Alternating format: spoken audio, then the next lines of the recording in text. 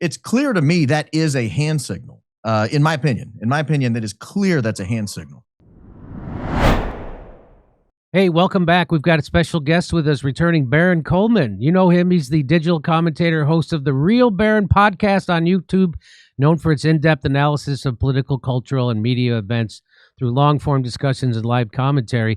Please welcome back to the show, Baron Coleman. Hey, Baron. Hey, Jimmy. How are you? Good. I'm doing great. I wanted to go over that. There's nobody who's more into the Charlie Kirk assassination story and the cover-up than you. And you've been doing some great work. So I wanted to just show this to you.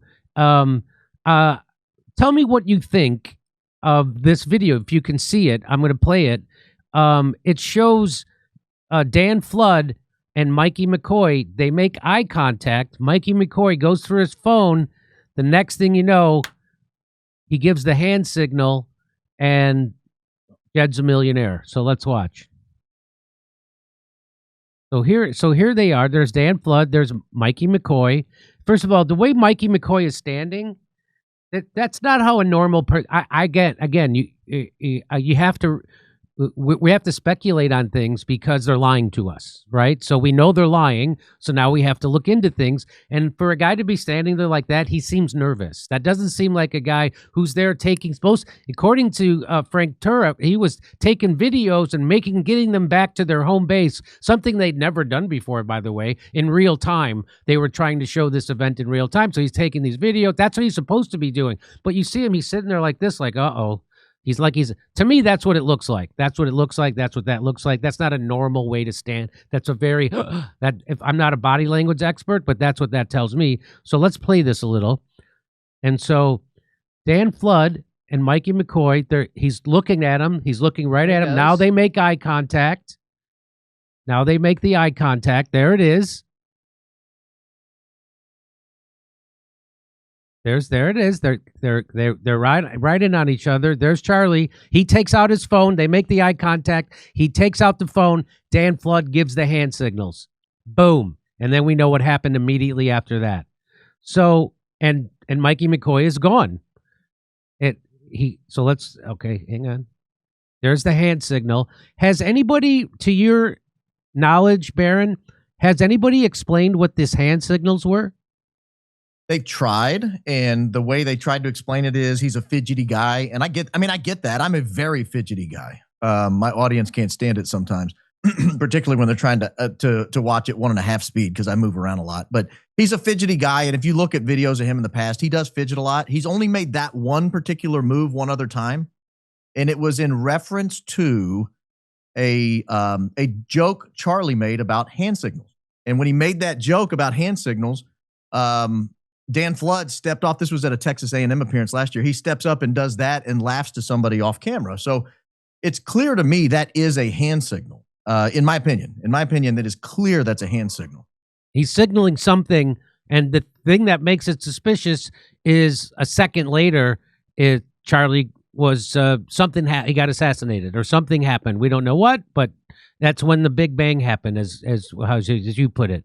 And so there's the phone, and the phone goes right up to his head right then.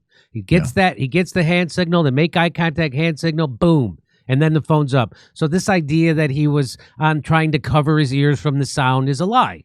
That's a lie, as I've showed people a million times. If you're trying to, you can have a phone in your hand, and then you can still put your finger in your ear. You don't go like that. That's not how people do it. Right. So that was... and he would have been the only person in Orem, Utah that day that covered his ears. Yeah, I've looked at every image I can find. Nobody else covered their ears. Nobody. No one except him.